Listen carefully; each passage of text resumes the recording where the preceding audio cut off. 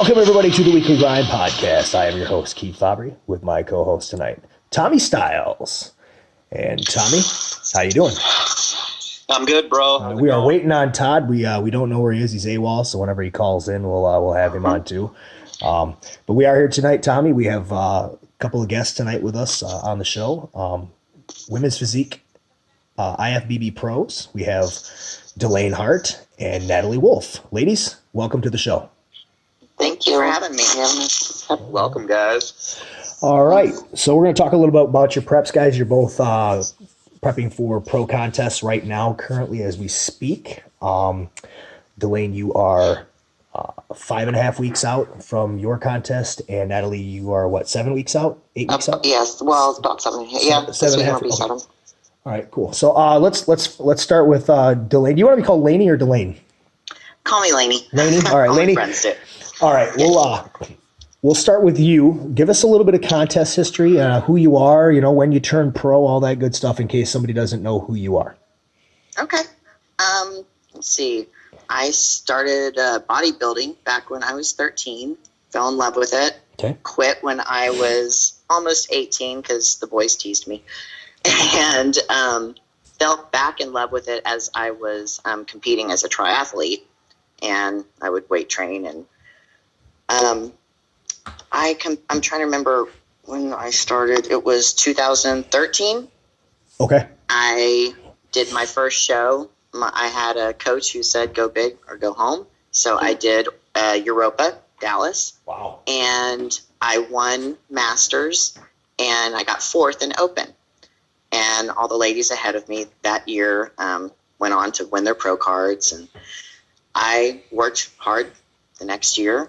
And I'm trying to remember, in 2015, I went back. So I worked hard for a couple of years, and then I went back to Europa. Sorry, I'm thinking this past year. Dallas, and I won overall in Open and started working. My coach at that time said, you should do North Americans with me. And I said, oh, what's North Americans? I had no idea.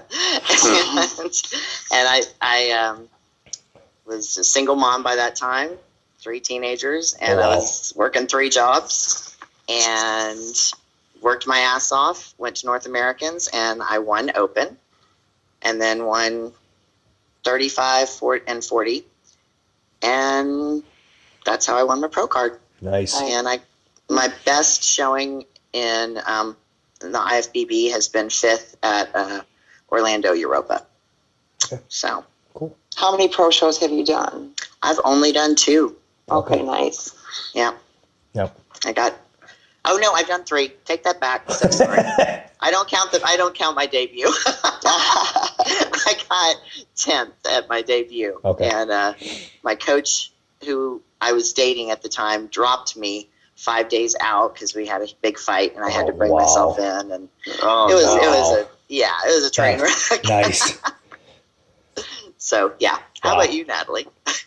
Well, I started competing in 2005 in figure, and so I did figure up until about 2008. I was going through the Cook County Sheriff's Academy, so I took that year off. And by the time, when I started figure, I had probably no muscle. I always had an athletic build, but I was never super skinny, but I was never really overweight either. So I spent so much time building muscle to look like the girls did when I first started competing. And then by the time 2008 came around, they were going for the softer, less muscular look. Yep. So Gotcha. I had met Nate in 2007. So he's the one who's actually you know what, if you come in super shredded, you can do good in bodybuilding. Because women's physique wasn't around then. So I made the switch to bodybuilding in 2009. And I ended up winning both state. I did a show in Chicago because that's where I was living at the time, and that's where I'm originally from. And then I did a show. I did the Western Michigan in 2009, and I ended up winning my class in the overall both. So then we took the rest of the year off. He's like, forget any junior shows. We're going to try a pro qualifier next year. So like my focus was USA's in 2010. We go to USA's like literally like nobody really like knew who I was at all.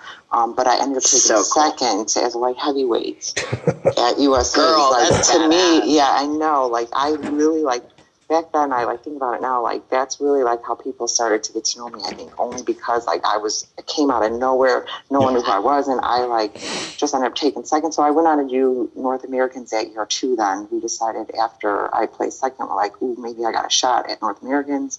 I ended up placing fourth there. North Americans was hard as hell back then as a bodybuilder. Right.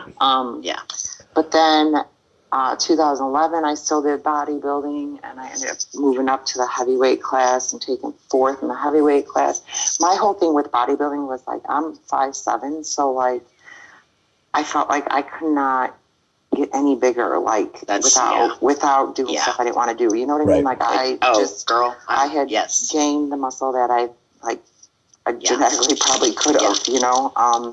And he just used to bring me in super shredded, and I think that's just why I did so good. My conditioning was always that is hard work. How I won, you know. Yeah. Like I swear, I think I only won and did so good because of my conditioning. So, anyways, that was 2011. 2012, I took off because we got married, and it just so happened that later on that year we got in a car accident, and I coming home from the Western Michigan actually, and I broke my arm, so I was out for like a good.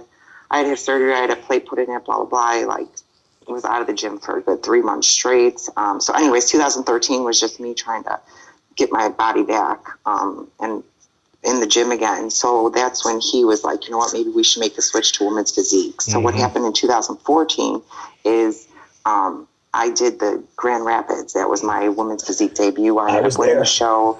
2 weeks later or 3 weeks later, I did junior nationals, and that's when I won my pro card. So I won my class there in 2014. I was in, I think there's 4 classes. Yeah, I was in class D. And then 2015, I made my pro debut at St. Louis, but it was a shit show. Like I was happy with my physique. I wasn't happy with my tan, my makeup, like all the little non-essential stuff. Like is what I fucked up. So anyways, last year I ended up doing Chicago and San Antonio. And then this year, I did San Antonio the year before. Did you? That was my pro debut. Oh, was it? Okay. Yeah, it was a great show. I don't know why they took it out of. They took women's physique out of it this year, so I don't know why, but I loved it. I know. They took it out of Europa, Dallas too. It's crazy. Did they move them? Did they move them out of the combined shows and have and start their own shows just for women's physique, or did they just move them to other shows? I mean, Tim Gardner put on the one in San Antonio, and like it's still there, but they just took women's physique out. Like maybe they took it out. There wasn't a sponsor for it this year or something. So I don't know. Yeah, and they did the same with Dallas. It's not like there wasn't a lot of girls. There were a lot of girls. Yeah, there were a lot.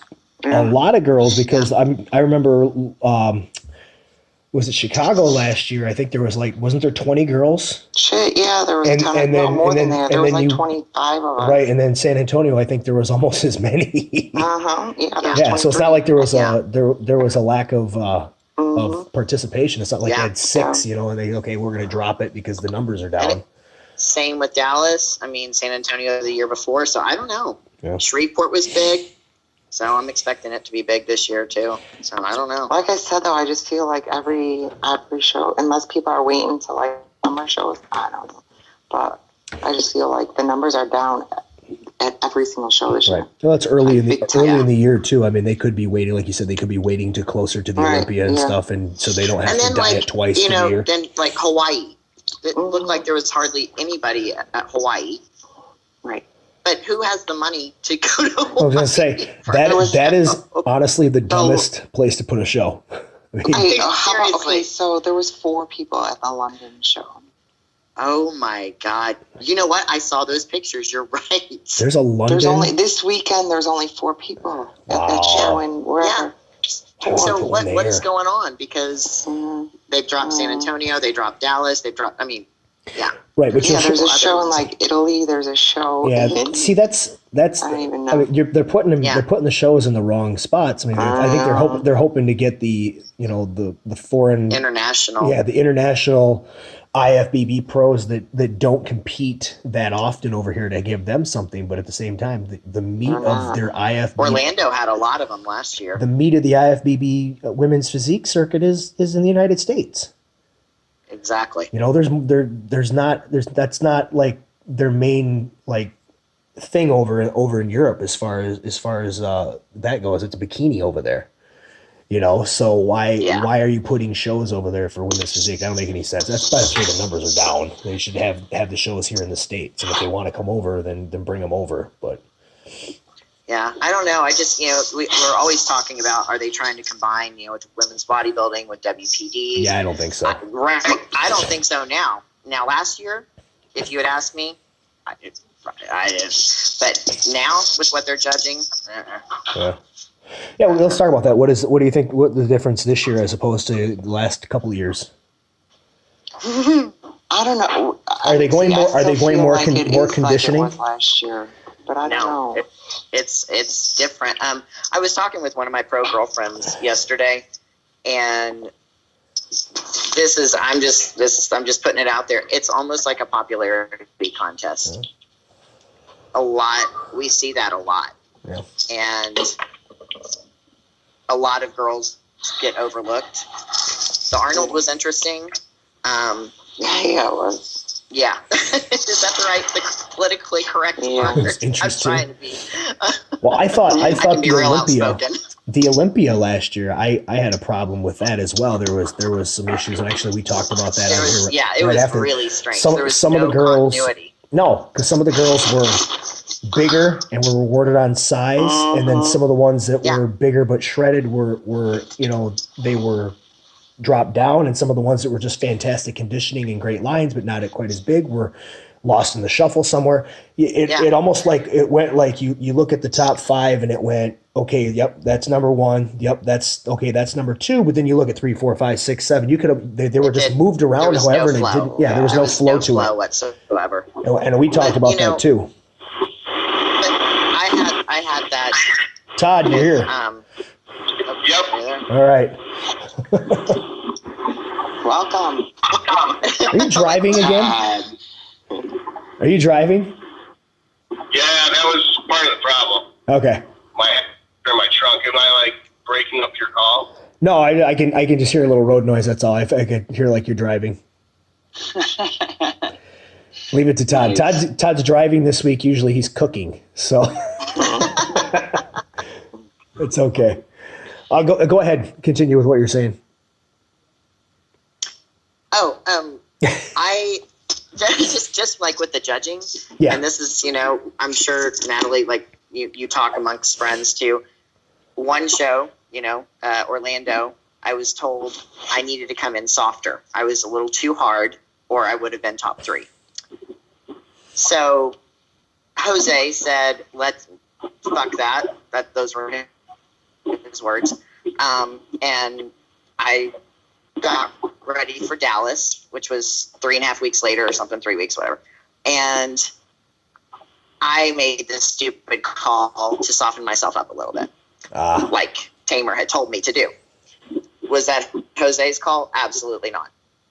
And I get on stage and I'm told my glutes were too soft, which was what my glutes get very hard, and I softened them. And and I did worse. So It sucks because like you get the feedback, right, and you really can't go by it. No, and that's why I've never asked for judges' feedback ever until that's what Jose told me. This and Nate, we've always just brought me in how I like to look, how Nate likes me. You know what I mean? Like it's always been on like what we like to come in super shredded. That's what I'm gonna do. We tried to 1 year we did it, and that was for 2011 North Americans, and that's why I'll never do it again because we asked. It's a 2 judges feeling. said to come in fuller, so we did. Yeah. And I sacrificed my conditioning for it, and then Exactly. I didn't like the way I looked. So yeah, I was like, I won't never do it again. again. I won't do it again. That's how I felt. Yeah. So then that's why, And- like, it was yeah. the same judge in Chicago that it was in San Antonio. That helps. And all I Yep. did was change my posing, and I went from last call out to second call out. Isn't that crazy? Mm-hmm. Yeah. Mm-hmm. Yeah. Luke, it was Luke, wasn't it? Mm-hmm. Yeah. Yeah. That, I guess that helps. And he likes a harder look too. If you look for the same judges, like if you get feedback, if you're planning on doing a show that's going to have the same head judge and you already know that going in, then I would say feedback is probably a good idea because you can just find out what exactly that judge is looking for. But yeah, we have so many different head judges. From Chicago, the two judges that I actually did know, Chuck Stanton, because I competed in Illinois, and Ernest always judged those shows anyway, so I went ahead and asked Ernest and Chuck, and they both told me that they had me in their top 5, whether they were bullshitting me or not. But I think it just depends on the head judge. It does. They can do all they want, and Luke's going to pull out whoever he wants. You know what I mean? So exactly. They both told me to come in looking the exact same way for San Antonio, and I was going to anyways. I told Nate I still want to look the exact same. I don't want to soften up. What I'm going to do is just not pose hard. I'm not going to make myself pose hard to make myself look bigger. I'm going to make myself try to look smaller. So that's all I try to change is my posing. That was very I basically smart. just stood there on stage and I got second call out. Right. You know, like seriously, it was crazy. It was just insane. So. With the And then, like, judges this year, I feel like I stopped training my arms because I feel like everybody who's winning, my arms are like my strong body. Oh, you have for me. ridiculous So I'm arms. like, I don't need them to be any bigger. Yeah. So I have to stop training my arms. Not that I want them to like shrink a lot, but I need to like. They won't though. I never, girl, I never trained mine. if it's a I genetic I quit. if it's a genetic strength, they're going to stay that way anyway. They're just going to be that way if it's a genetic strength. You've already built all this up, and they're not going to go anywhere. That's what I'm realizing. Years of training. Mm-hmm. Natalie, my wife always says every time she used to always say it. She'd always look at your pictures of your arms. She just look at it and she go, "I want her arms." She used to say it all the time. I want her arms, and I'm like, yeah. She's got just huge arms. Yeah, genetics. Yeah. Yeah, It is. for sure. All right. Well, let's talk about your guys' preps a little bit and stuff.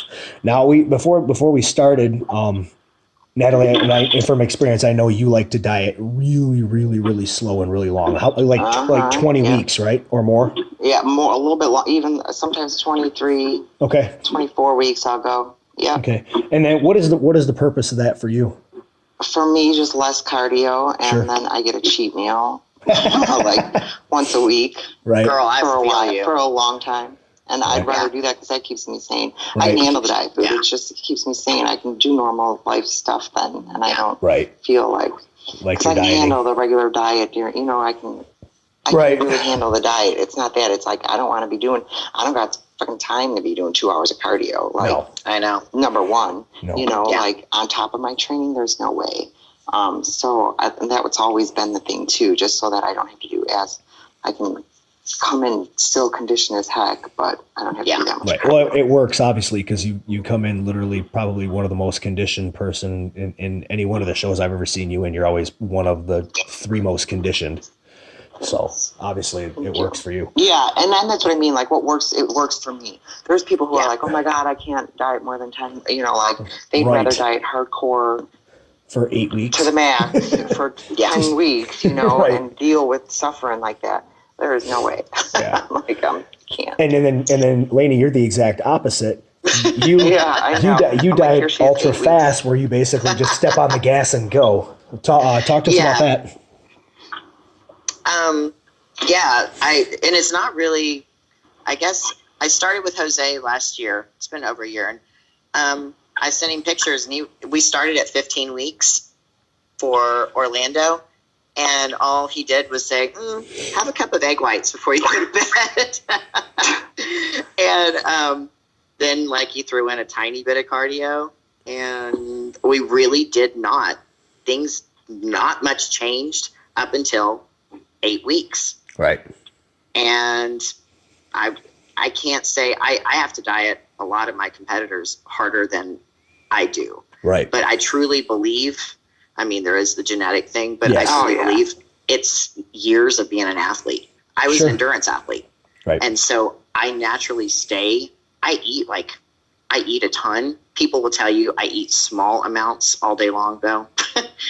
But yeah, I think I started this sport already being extremely fit, and it just works for me. But I don't, I dictate my protein and my fats, and Jose dictates my carbs and my cardio.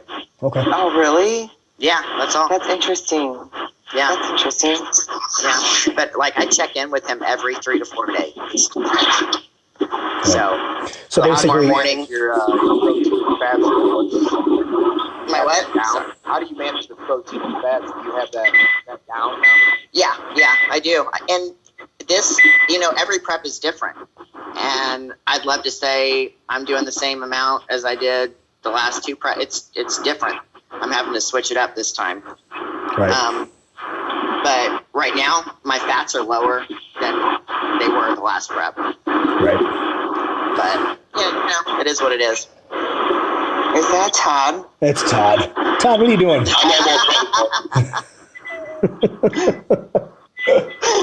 Jesus.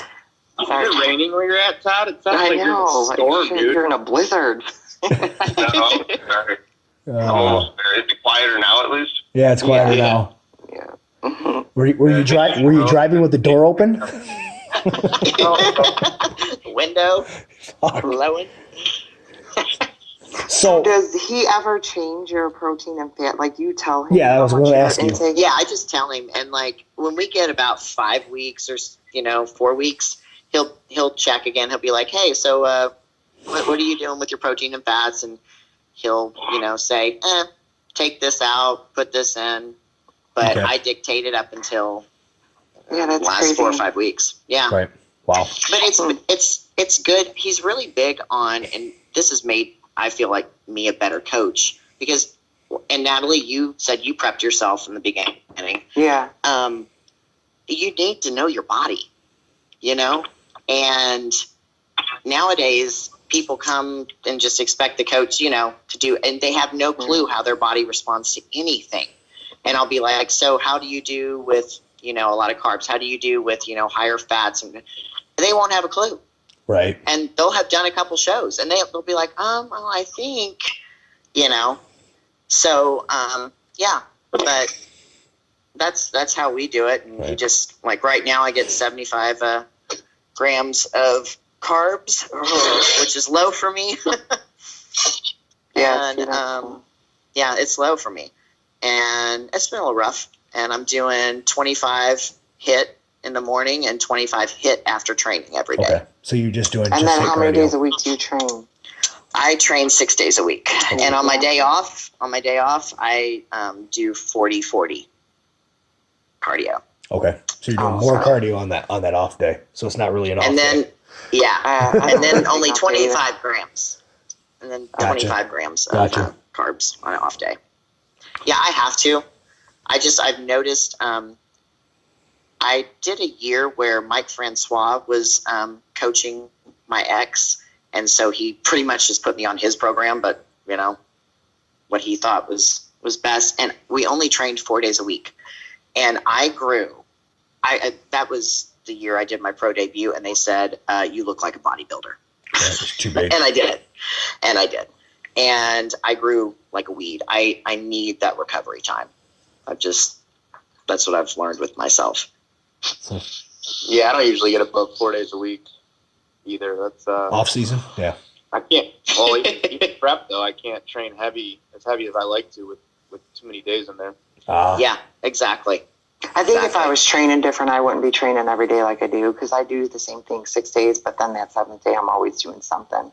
I Yeah. mean, I do legs twice a week and I do back twice a week now because I'm not doing arms, but like I split up my width and my thickness and I split up hams and quads. I most of the do. Yeah, time. I do that with But I legs. feel like when I did DC training back in the day to like put on muscle, I did grow from that, and that's a lower volume Yeah. kind of Yeah, training and that's- style too. How Mike had us train was somewhat similar. It was very just old school, Mm-hmm. heavy and hard. Yeah. Mhm. And we would, wasn't Mike big on just like 3 lifts? It's literally 3 lifts per body part. Everything was 4 sets of 12. Every fucking thing. Oh my God, that's crazy. And when I say so heavy bored. and hard, oh girl, we would fly up there to go train with him, and it was fantastic. But yeah, it was but I got too big. I did. Right. It was too big for my. Well, for me. you're doing minimal volume with the same amount of food and only training 3 or 4 days a week. You're gonna calorie surplus. You're gonna grow. You're gonna grow fast. Yeah, and I did. Yeah. But I'm big on, and I'm interested in what you think with this, Natalie. I want to keep WPD feminine. You know? Oh my God. I've always, just from the beginning, yes. That's exactly how I am. I'm so passionate about it. And, and I lost my femininity. And I got it back, and I ain't getting rid of it again. But that was like literally every critique I got when I competed in bodybuilding anyways. That it was my presentation, the way I presented myself, the way I looked on stage. And that's just why I did good. And that's why we thought women's physique would be a better fit for me, because I knew I'd never go down the route to get bigger, you know? Yeah. So that's why I'm glad I'm in it. And just now, I just feel like it's so much harder at this level. And that's why, like, every show, and I've never played that political role ever, even at the state level. It's always just been Nate and me, you know, we like do our own thing. I've always won because I've come in to win, you know what I mean? Like I was the best girl there, so I won. It wasn't who I knew or whatever. So like, obviously winning junior nationals was a huge thing for me because that was a dream. But like now, of course, like you want to make it to the Olympia or you want to make it to the Arnold, you know, too. So obviously, I just feel like it's very political, and I accept that because I'm still competing. If I didn't like it, I'd stop competing. You know, I just deal with it. So now I just try to come in just how we want to look, and that's all you can do. You know, you can't control who shows up. Yeah, I've always said that with any of the divisions, if you just control how you come in, you control what you can do, and you don't worry about anybody else, and then you just come in. It's a subjective sport. I mean, it's one person's opinion, and you can't ever control their opinion, and you can't control who else shows up. If you just control and come in better personally than you did the last show, then that's really all you can do at that point. Too many people are worried. I mean, I feel like maybe it'll be your day. Well, and you exactly. never know. I just feel like personally for me, I am not in. I have the muscle I want to have. I haven't been training for growth in like a long time. You know what I mean? Like I competed in bodybuilding, so I know I have enough muscle. That was never my issue. So my training is, people are like, oh, how do you train? I train like every workout is different. I don't stick. I go in and I go off a feel. That's just because of experience. I've been training for so long. I'm not really looking to. I'm looking to improve areas, but not necessarily adding a lot of muscle to those areas. If that makes small sense. improvements. So, my training is totally different now. Totally different. I had run the 2016 Chicago Marathon, like that was on my bucket list. So after that, I did try to regrow my legs because I lost some size in my legs from running the marathon. But but that was the only thing that recently I've had to try to work on to gain back. That probably wasn't that difficult. The fact that with the muscle memory and stuff, there you probably just some training. No, how was that? Because I miss my endurance sports. I was a marathoner too, and I miss it. And you're last, girl. I'm like one and done. I will never. Oh no! I thought I was gonna die. I did so many, and I trained women in it, and I want to go back to it, but I'm just like, how would you even? Yeah, honestly, like people at the gym like still couldn't believe that I was running a marathon because I still looked like a friggin'. I looked at every time I saw like the huge someone with muscles in the marathon, I'd be like, oh yeah, I know what you're feeling right now. I'm dying. Exactly. Because everyone's so little and skinny, and I was like, fuck, I got a lot of muscle. I'm too big for that. If I was 10 pounds lighter, maybe I would have. Maybe it wouldn't have been so bad, but God, it was the hardest thing I've ever had to do in fitness. I'm serious. It was so hard. I see, and I miss it terribly. I actually showed one of my male clients today a picture that popped up on Facebook in my memories of a triathlon I won. And he was like, holy shit, you were so tiny. I'm like, yeah, I was this little tiny wiry woman.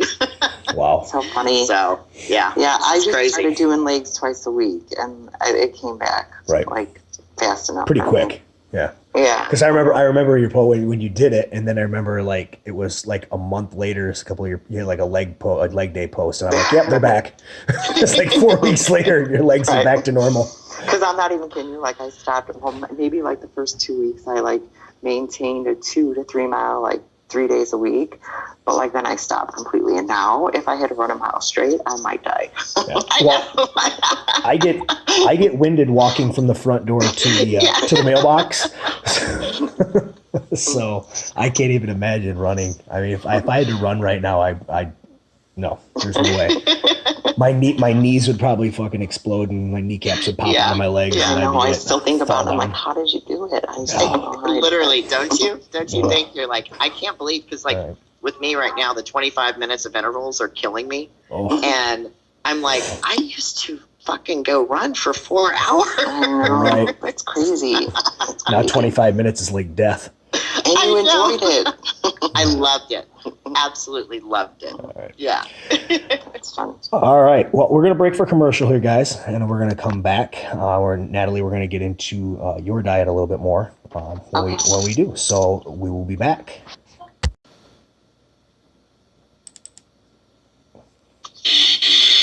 Have you ever wished there was a site devoted to providing true information about bodybuilding? One that shows you what the top bodybuilders are really doing?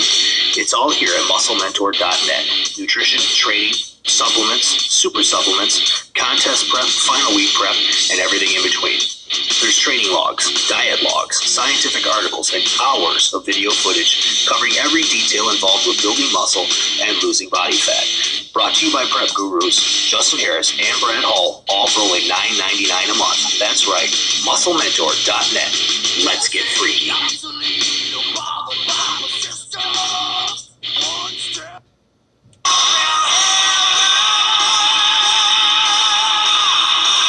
Valhalla Labs at valhalla-labs.com.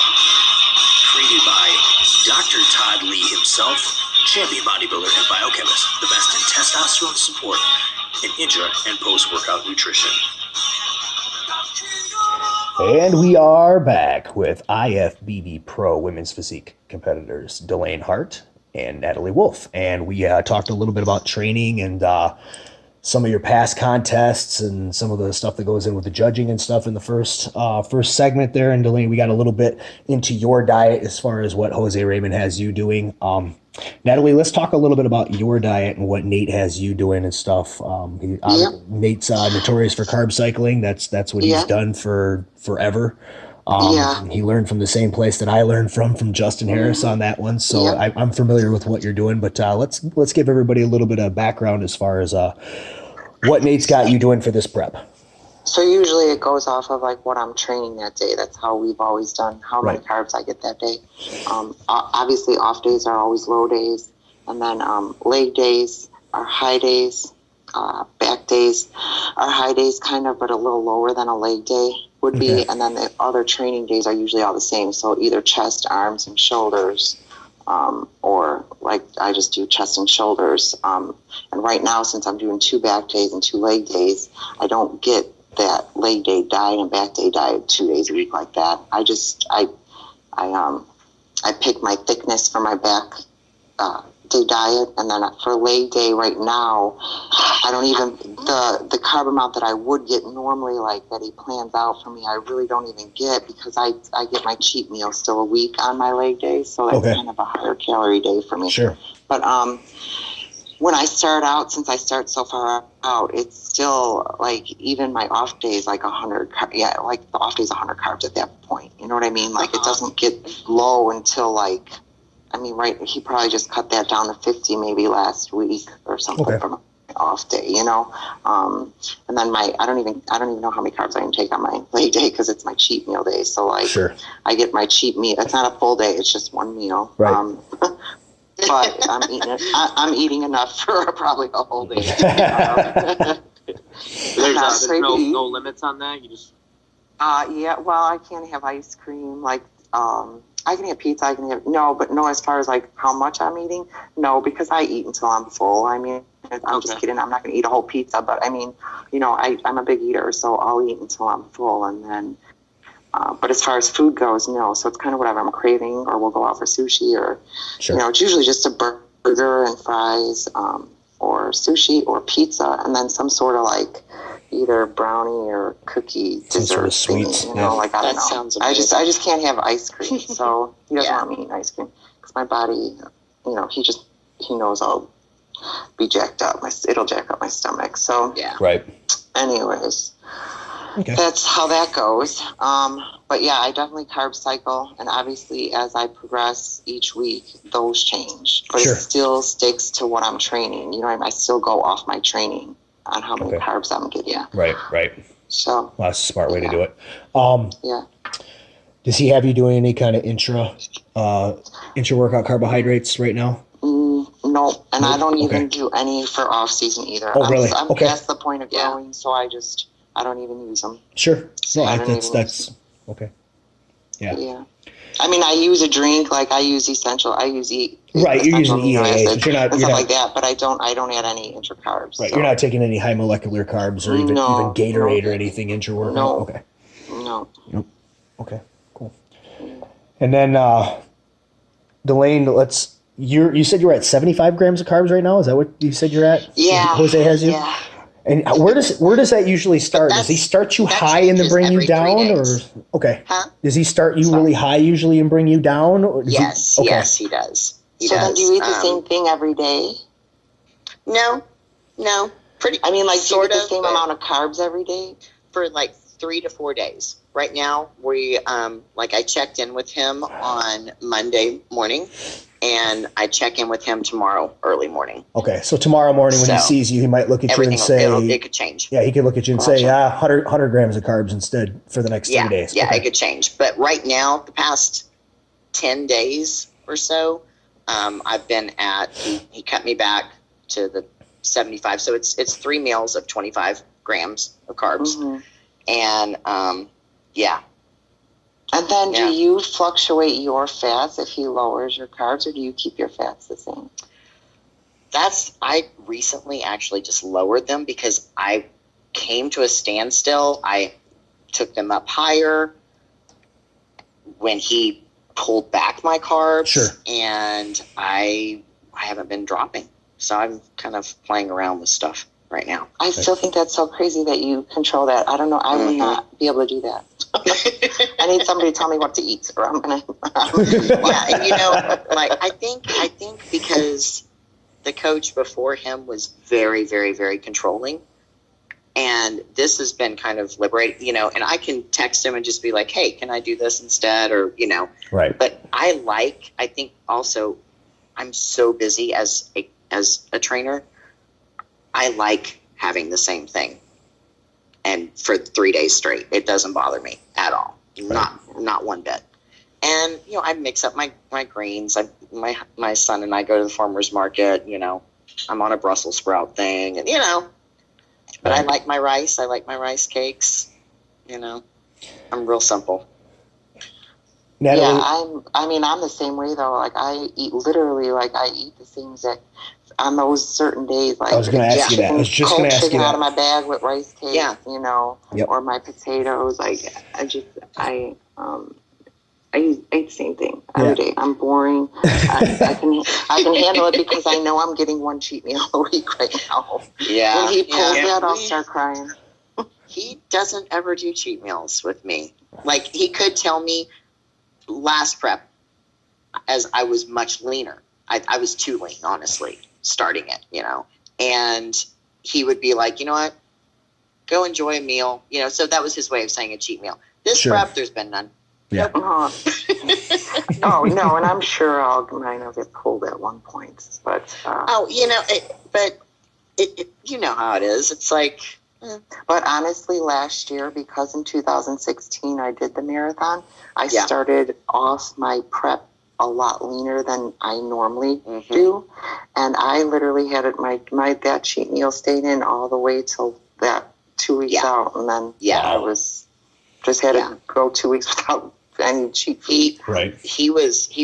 What he'll do is he'll be like, you know what, take off cardio, you know, enjoy a meal. He'll do that type. I've only had one day of him saying, take off cardio this evening, and, you know. So, but, you know, Jose, his thing is bringing me in shredded. And so I'm just like, let's do whatever we need to do. That's the name of the game for everybody. Come in shredded, come in peeled. You know, I get excited. Still, I mean, and like, I don't even, up until like last year was the first year that we didn't do it, but we were still taking weekly progress pics. Like, even though he's like, does my diet and stuff, we still took the weekly pics. But last year he's like, no, like, we just didn't do it. Like, he's like, I don't need to see him every week anymore. Like, I see you every day. Every day. It's so true. Like, he sees me every day. So like, we don't even take the progress pics, because what happens is a lot of times is I will take those pictures and start comparing myself to this year or that show or blah, blah, blah, blah. It's like, I'm the one who's freaking crazy. And so like, I know. Even on the scale, like, he like won't even like, this year I decided I don't even want to step on the scale because I let that get to my head too. I definitely don't practice what I preach to my clients. So as far as like, don't worry. Isn't it funny? Yeah. No, this I'm always year, like, stop paying attention to what the scale says. But it does mess with you. And I'm like, I never pay attention to the scale in the off season, ever. Yeah, but man, prep starts, and I'm used to dropping weight easy. This prep, but my back is wider, my quad sweep and my hamstrings are bigger. Yeah, you're bigger than what you were a year ago. Yeah, but you know, it fucks with you because my legs are not as detailed as they were when I was 5.5 weeks out. I know, you can't do that though. But I know. Yeah, but you know, so you have to talk to other bodybuilding friends. They have to remind you that it doesn't matter what you look like now. Right, I know. I know. It only matters one day. That's all that matters. Let's actually. But yeah, it messes with you. Yeah, let's actually get into that. Do you feel that this prep is, how do I say it? Like, do you feel it's harder? Or it's harder mentally. Having to work harder to get to that shredded level that you're used to? Totally. Yeah. And that's a good sign that you had a productive off season and you put on muscle. Yeah. And you know, my training partner keeps reminding me of that. But yeah, I've typically, and this sounds ridiculous, whatever, but I can drop 20 grams, 25, you know, just a little bit of carbs, add a tiny bit of cardio, and bam, I'm dropping weight. Right. Real fast. It's not happening. Now, am I hardening up? Yeah. I'm hardening up, but the scale's barely moving. Well, I mean, it messes with you. You're growing is what's happening. You're still growing a little bit into this. You're growing into the show. Yeah. So I mean, there's not necessarily a bad thing. I mean, I know. if you're adding a little bit of muscle here while you're going, because it's new muscle. So like as you really restrict, that's the first stuff that's gonna go, and it's gonna be gone anyway. I mean, exactly. And you know, it's so silly because we know all this stuff, but when it's you. I know. You tend to forget that. So, hey, this is why you call, what word did you use?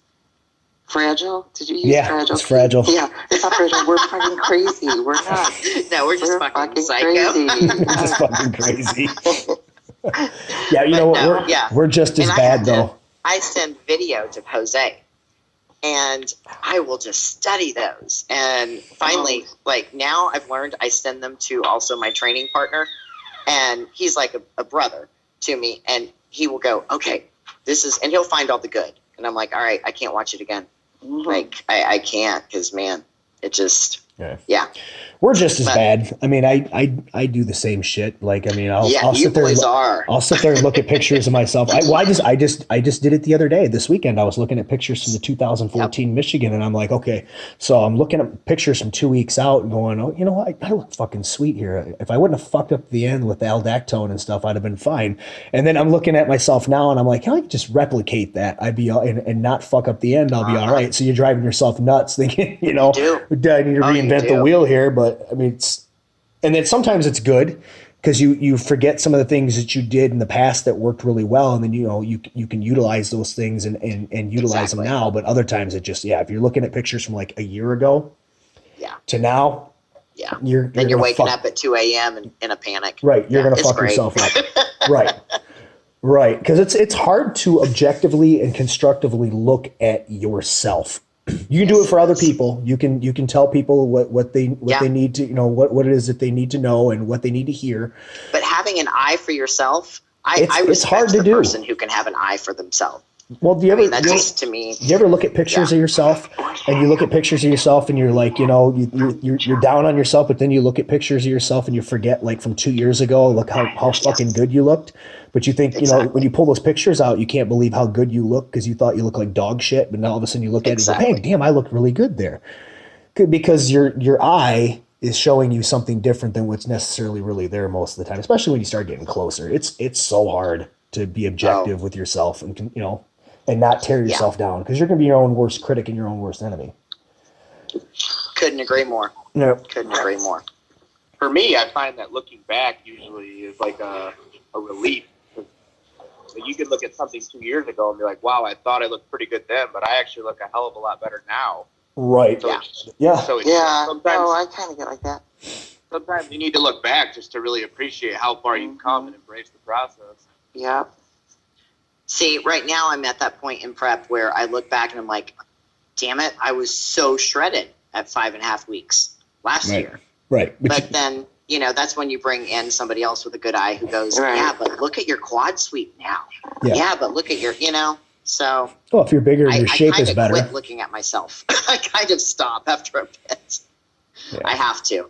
Yeah. Right. Which is why I don't know anyone who preps themselves because you just don't see yourself how others see you when you're prepping, Right. Yeah, when people tell me that they've self-prepped, I just kind of look at them. I know. I'm like, well, show me your pictures. Hey now. I think it's crazy because I self-prep. No one could ever do it. Yeah, I agree. Yeah. Completely. I'm doing mine, but I already told Justin like 2 days ago. I say, hey, when I get inside of 4 weeks and I start going batshit crazy, I said, you're taking this thing over if needed. He goes, yeah, no problem. No problem. Yeah. Yeah. So eventually it'll happen. It can happen in the blink of an eye. Like you can feel so confident and feel really great, and then bam.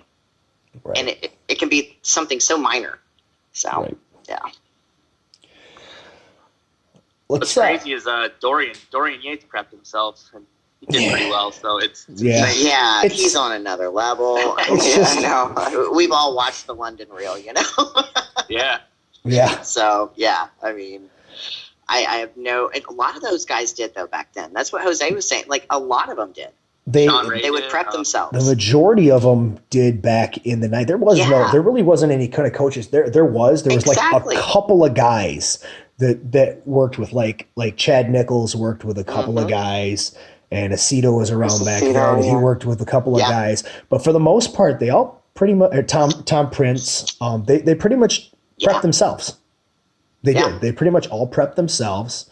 I think over the years, the sport's evolved a lot with like the nutrition and some of the science behind it. Now that you get 4 or 5 guys that really know the ins and outs, and they're teaching a few other people, and it just becomes too much for you to consume and think about all that when you're in a carb depleted state 3 weeks out. It's just it's too much. It becomes too much. Back then there wasn't as much. It was just some fucking hard work, and we're gonna do 2.5 hours of fucking cardio, and we're gonna eat as much as we need to. We'll just kind of improve on what we did the last time a little bit, and that was what they did.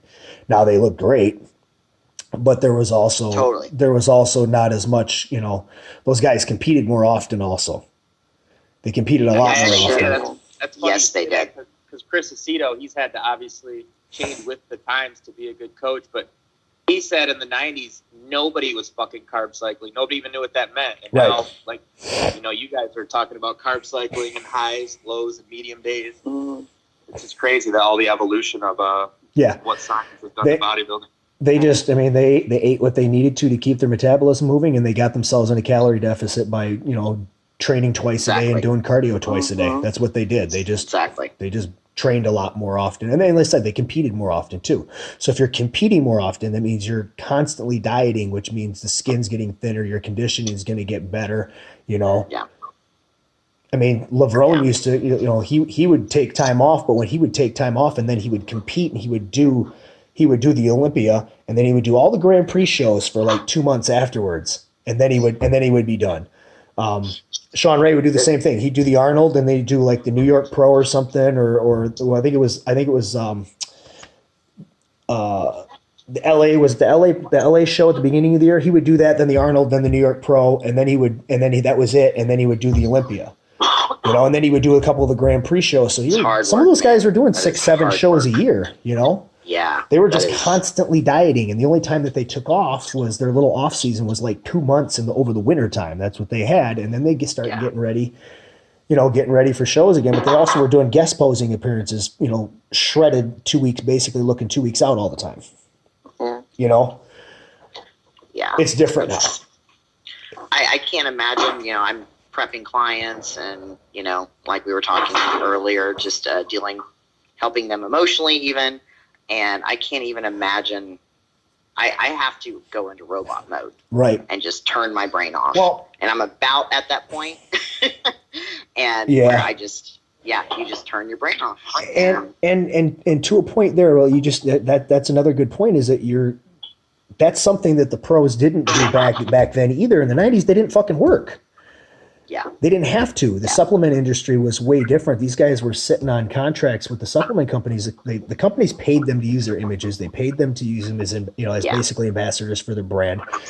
They were able to sit at home with their sponsors, eat, sleep, shit bodybuilding, and that's all they did. So they could have the makeup and the energy and the mind function to be able to prep themselves at that point in time too. That's a good point. Now, that's a good point. These guys, like Jose, works full time. Yeah, he trains people all day long. He's full time, working full time. He's an IFBB pro. Most of the IFBB pros have some sort of full time gig, whether it's training or online coaching and stuff, something like that. If it's not like an actual full time job, and just because the supplement money isn't there anymore, the sponsorship money for other things isn't there anymore. So now now it's a lot harder to prep yourself when you're working a full time gig.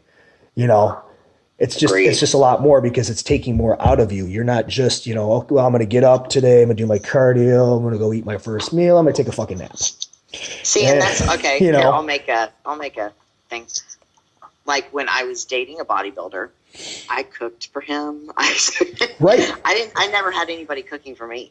And now, luckily, my 18-year-old son is here and he helps me a lot. Sure. But like for us WPD girls, many of my friends are single or, are moms, taking care of families or,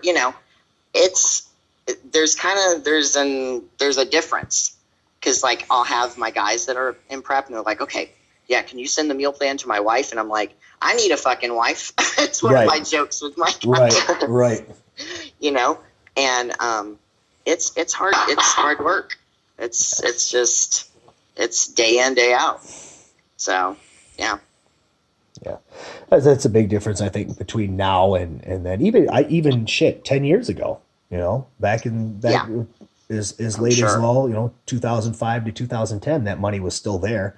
This is only like in the last 5 years, the Instagram era has that money gone away, and that, social media kind of ruined that for everybody because any Tom, Dick, and Harry now that's willing to put their face on a fucking post and hashtag it with thing is, for a free tub of protein is fucking, basically, throw that industry in flux. Everybody's got a code. Everybody's an affiliated. Right. Yeah. If they tell you that they have a code, then they're not sponsored, even if they say they're sponsored. You're not. Because if you're sponsored, you're going to get your shit for free, and they're not going to have fucking codes, and you're going to get paid. I was sponsored by, and I won't say any names, by a clothing thing. And he was constantly texting me. He wanted 4 posts a week wearing the clothes. And I was like, dude, you haven't sent me enough clothes. I don't wear the same shit every week. And he was like, no, you need to keep da, da, da. And I was like, I'm sorry, but like, I don't like stuffing stuff down people's throat because it doesn't seem legit. It's just, it's ridiculous. Right. So I pulled out of it. I was like, I'm good, but thanks. Yeah. Moving on. So, yeah. Well. Yeah, I've been lucky enough to get my sponsorship through Suits by Amy in 2015. Sure. And then I got one this year too. So I mean that helps because the suit back then, the one in 2015 was like a $900 suit. This one was $1,200. Fucking like, suits are ridiculous. That saved me right there. See, a lot of money. I'm in the wrong business. I need to make maker, competition suits. I sew it, you sew it. I know. Same. That's the best sponsorship. Yeah. I get a free suit, and it's amazing because I couldn't afford that. There's no way.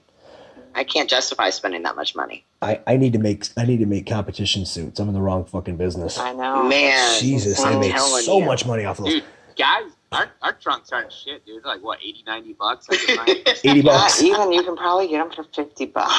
Oh, you can. can. The upper end. Bedazzled. And it's not like you guys can like that.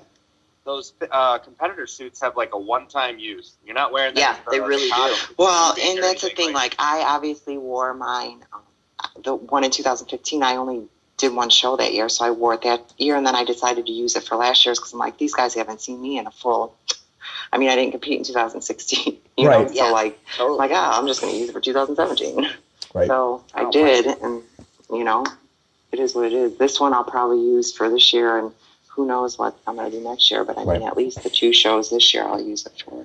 Yeah, I don't remember how much my wife's was on her last one, but it was more than 5 and less than 1,000. I do know that. I don't remember exactly how much it was. It's so fucking expensive. And and on the national level, then they just get higher, and then you turn pro, and they're even more expensive.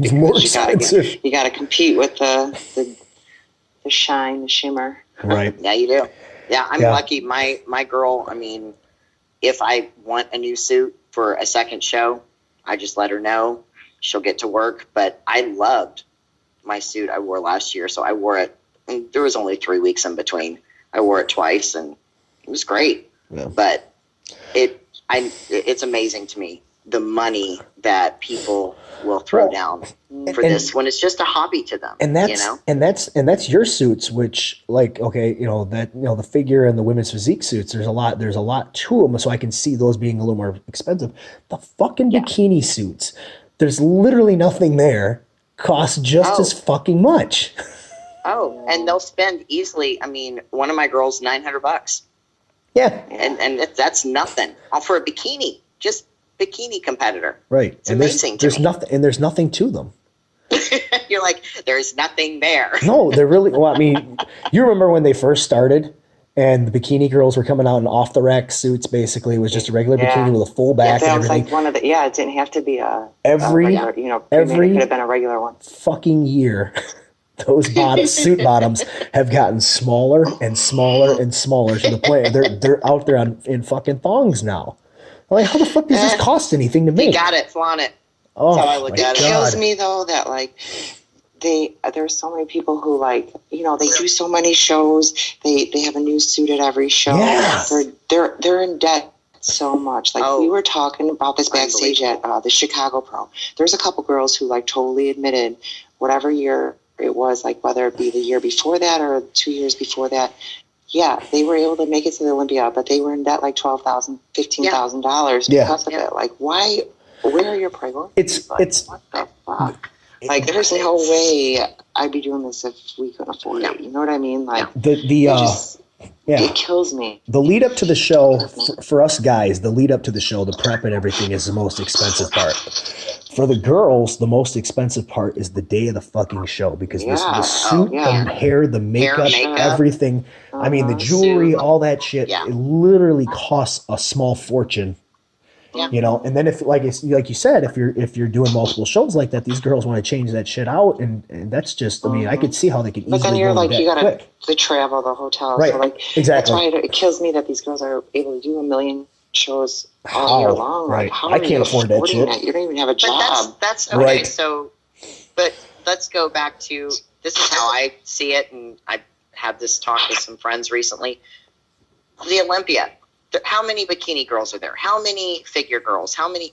It should be like the best in the world, like the top 10 best in the world And that's of it. bikini, the best bodybuilders. That's how I look at it. Everybody should get money. It's Right. getting out of hand, and it's, you know, with the travel, you know, money that they give you, all that type of stuff.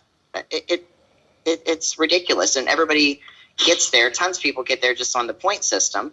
Right. It's, you know, yeah, I could get on a soapbox here. Yeah, Are y'all following me? That's why they changed the point system. This No, year, though. I agree with you. I agree with what you're saying. Like, at that point system, it's like, if you do enough shows, you're going to get in just based off. Yeah. Like, Yeah, but Are you that's gonna why be one of the top they five? changed it, though. That's why they changed it this year, because people were saying, "Why are there 30 freaking girls at the Olympia in bikini?" You know what I mean? Right. So they made it. If there's more than 25 shows, the point system is totally different. You don't even have to win a show to go. It's all based on points. But if there's less than 25, I'm sorry. no, I'm saying if there's less than 25 Yeah. shows, then it's still the old system where they're gonna take the winner from each, and then. But you know, that's the top where, three like what points. you were saying with the girls that you know, and I know of them too, that they go into hella debt to Mhm. get to that Olympia. Mhm. But we already know that they're not going to be top 10. You know what I mean? Right. No, right, yeah. Right. Yeah. And I'm not saying that being harsh or Right. Because they would it's have like, they would have only had to do one show. They would have won a show earlier in the year if they were going to be Yeah. close to that top who 10. was it? John De La Rosa recently was talking. I saw he was talking about how he's made it to the Olympia. Was it last year? And he didn't compete because he refuses to go on a point system. He wants to go because he won a show. Right. And I don't know. Maybe I'm just old school about that, but that's how I want to go. I'd go if I won on both sides. Like, Yeah, exactly. You know, because you might, like, I mean, time doesn't stop for anybody. So if you have a chance to do the fucking Olympia, like, Right, how, yeah. how can you say no now? You know what I mean? But I also see what he's saying. Like, there's no fucking way I'm going to even crack the top 10. Well, am I going to go out there? Yeah. But with bikini, it's like, you know, with bodybuilding, I'm like, you know, most guys that are bodybuilders followed it all the way up. With bikini, I wonder how many people were like, yeah, my lifelong dream is to end up on the Bikini Olympia stage. You know what I mean? So, you know, as a little girl, I had pictures of Corey Everson up on my wall, and Rich Gaspari was like the love of my life. He was all over my walls too. oh, that's awesome. That's funny. Oh, it was bad. That's But awesome. him and Lee Labrada, oh my god. But yeah, so and I wrote in my journal about it. I still have the journal, and for me, so yes, if it was a points, you know, and I did a couple shows and I was right up there, yes, I would want to go. But if I have to do 5 to 7 freaking Right. shows to Right. get to it, Yeah. I can't afford to do that. Let's just be honest. I No, can't. and most people can't. I've got 3 kids, and I've got Yeah, there's no other way. things that are priorities. Right. You know? I mean, Yeah. if I got there on the point system, hell yes, I'm doing it. Yeah. Because then I'd probably stop competing if I made it there. Yeah. And just Yeah, 'cause competed it's- I on mean, that stage it's our- once. I know Yeah. I'm not going to win it. You know, like that's kind of the mentality you have sometimes when you're realistic about it. I mean, Totally. Right. Totally. if I can make it to that stage once, yeah. I Yeah. don't need to do anything else. I'll be done. I can Right. get fat. What's the longest stretch? Like, how do I say? What's the longest? I guess competition season you guys have had. How long have you dieted for, or stayed show ready? Yeah, mine was last year. I dieted for 9 months. For sure. Yeah, but that was like cheat meal every week, though. That's Okay. I went all the way to San Antonio, which was I started my diet in January 1st, and then I went all the way to San was the Antonio. end of summer. Yeah, it was August. Yeah. Yeah, August. or maybe 8 months. 8 months. I'm lying. 8 months. Oh. Yeah, So, because August. you did she's got me the so Chicago far Pro beat. is the Chicago Pro is over 4th of July or right after 4th of July. Yeah, Right? it was the 2nd of July, and Okay. then San Antonio was 6 weeks later. 6 weeks later. Or whatever. Okay. 5 weeks later, 6 weeks later. So that was the longest for me because usually it's either 2 or 3 weeks later and I'm on stage, and then I only do 2 or 3 shows a year. I used to. Right. That makes sense. Yeah, that's a long time to diet. Mm-hmm. Yeah. Were you Yeah, but mentally were you done when it was over? Were you just mentally Yeah. done with it? Yeah, how'd you And feel? then I kept my excuse for like eating bad more than I should have, which I dieted all year. Right. I'm doing I deserve I it. dieted Man, all I'd be year. wearing a t-shirt.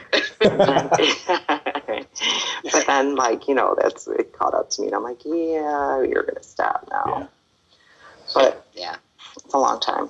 I think there's something that, even though prep sucks and all that, we're attracted to that routine. We're attracted to something, Structure. Mhm. pushing ourselves Yeah. beyond that limit Well, that few people do. You know what I mean? you get And you into, start to miss it. right. Well, yeah. So see, you get into that situation where you've done this so many times, you've competed so many times that Right.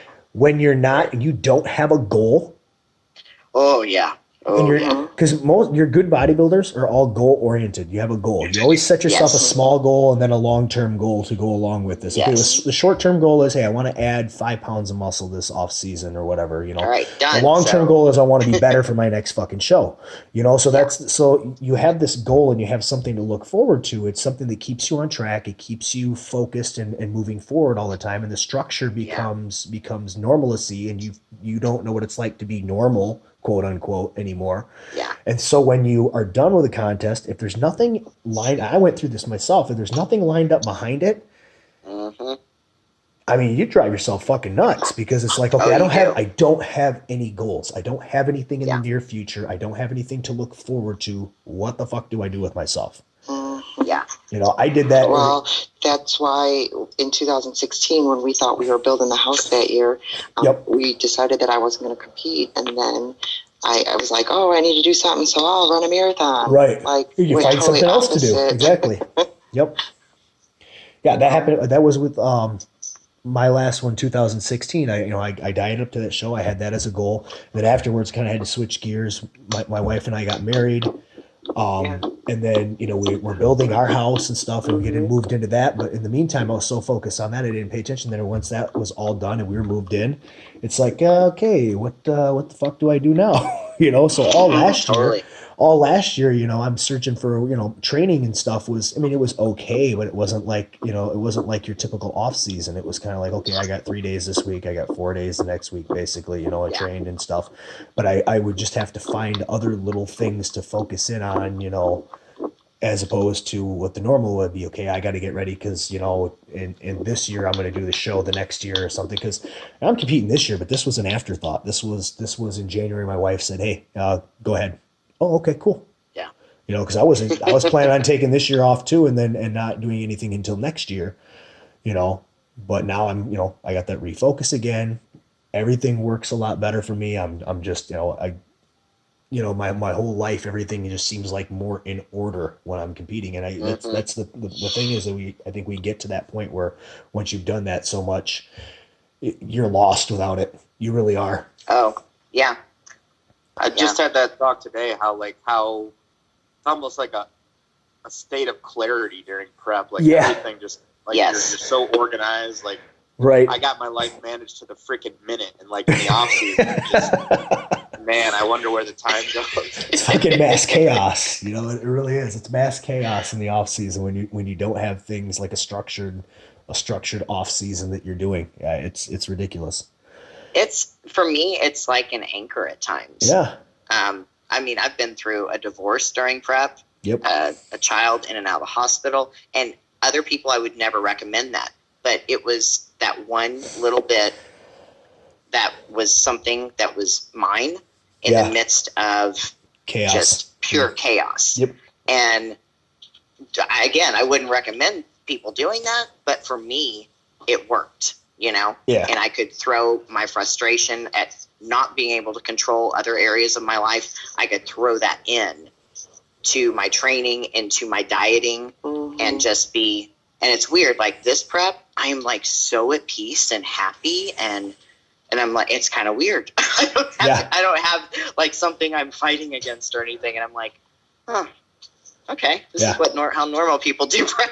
I'm kind of the same way with mine. The last one was there's just a lot going on because I was working 2 jobs planning for building a house, and we were planning a wedding with a 1-year-old. So it was like, okay, that was kind of like, okay, so now this one, I'm only working the one job. I have my clients we're in the house, and we have now a 2-year-old and we have a 5-month-old, but it's like, life is just kind of slowed down. Everything's slowed down now. I'm completely at peace, like you said, with this prep, where I can focus in on it. I go and I do my job and stuff, during the day and stuff, and I come home to the family and we do our thing. And when they go off to bed, then that's good. I train and I do things, but it's that structure of like, I already know what my day is going to entail every single day. Exactly. And I'm okay with it. I'm okay with the boredom because it's familiar. It's comfortable. Yeah. Nate and I don't do much anyways. Yeah, I don't like. We're pretty boring people. Right. I don't like a lot of people anyway, so we don't go out. So we're pretty boring off season. I'll be honest. I'm the saddle. I don't like people. I don't like them at all. But I notice a lot of us. I mean, not all of us, but a lot of us. I'm a loner. I do really well. Yeah, we do. Loner, and you become introverted even if you're not. You become introverted, especially during contest prep. Yeah. So I'm trying now. This is something I'm doing during this prep, not to be a hermit. I'm really working hard at it because it would piss my kids off. Right. It would piss, and my family, my brother competed for years. So my family is amazing. Like they understand. They understand everything. Get it. Yeah. But I'm trying to kind of get out of, and it's been good. It's been good. I wouldn't say I enjoy every minute of it because I like my simple routine and I don't mind being a hermit, but it's something I encourage my clients to do. I'm like, don't, shut down your life just because you want this plastic trophy. It's a little different, Yeah. But, I think everybody has their own balance. But I do find that a lot of serious bodybuilders, we are introverts. Yeah, definitely. Definitely. Yeah. All right. Well, I want to thank you both for coming on. Thank you. Thank you for having us. Great. Thanks for coming. It was a good definitely good. We got some good insight on there, and some got to talk about some things that bother us about the sport and stuff, and get some of that out there. Because it's not all fucking roses. Everybody sees the Facebook and the Instagram posts, and they're like, oh yeah, this is great. But we love it. No, we don't necessarily. Yeah, we love it, but we don't love everything about it, and it's okay to not like everything about it because not everybody's going to be pleased all the time. So, keep us updated. Keep me updated with how you guys are doing. Natalie, obviously, you're only an hour away, so. But I definitely want to know how you guys are doing and stuff, and as you get closer and stuff. So I keep tabs on both of you on Instagram and stuff. So I'm always constantly watching everybody because anybody I have on the show, I'm obviously a fan of, or else I wouldn't have them on here. Keith, are you going to be at the Grand Rapids? I will be at the Grand Rapids. I got four. I have 4 clients competing at the Grand Rapids. All right, I'll be a week out, so. You're gonna be. I'll be there, but I'll be 2 weeks out. So I'm gonna be 2. Yeah, well, I'm gonna be 2 weeks out. I'm gonna be in the same fucking boat. Don't worry. And then Derek Lunsford is actually guest posing there, and I got Mike I got Mike in contact with him, so he's coming up. Me and him are gonna actually train between the prejudging and the finals. Where at? Probably gonna go to Maximus, and Saigo is supposed to come film it. Okay. So I'm gonna be. That'll probably be my last leg day. Yeah, but, I think that's probably what we're gonna do too. That day too. I never usually do that when we go because we're normally there the whole day, But right. I'm gonna have to this time. So. Yeah, you have a choice. Wasn't it Guide Sister? You know who's guest posing? Yeah, but so is Derek Lunsford and Autumn Swanson. We got 2 of them. And Autumn Swanson. And Autumn Swanson. Yeah, he's got 3 of them this year. Her.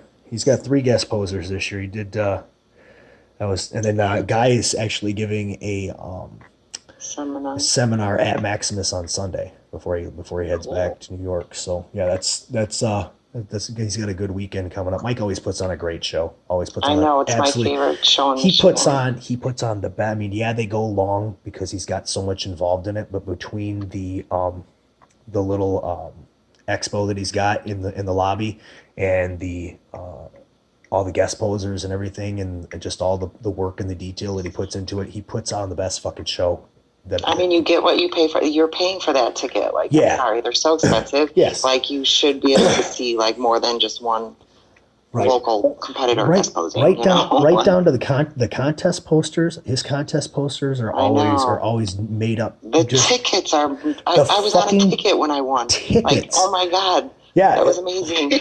Laney, he puts the previous years class winners or overall On the winners tickets. on the fucking tickets. Seriously? Yes. Yeah, dude is awesome. It's like Wow. it's like run like a pro show. It's Yeah, pretty he awesome. does. He really does such a awesome. great job, and he spends a lot of money. He He's makes a lot of classy. money off of it, obviously. But it's just Right, he's giving you what you're paying for instead of just charging you Yeah, you don't get that at $30. most shows. No, most shows No, you you don't. definitely No. Well, most shows you don't. I mean, especially at the NPC level, the guy, they're Yeah. there to make money off the show. They're charging you, $30 for your pre-judging ticket and $40 or $50 for the finals ticket, and Exactly. you might get a guest poser. It just depends on the show and the location, how big of a show it is. Is it a national qualifier? Is it not a national qualifier?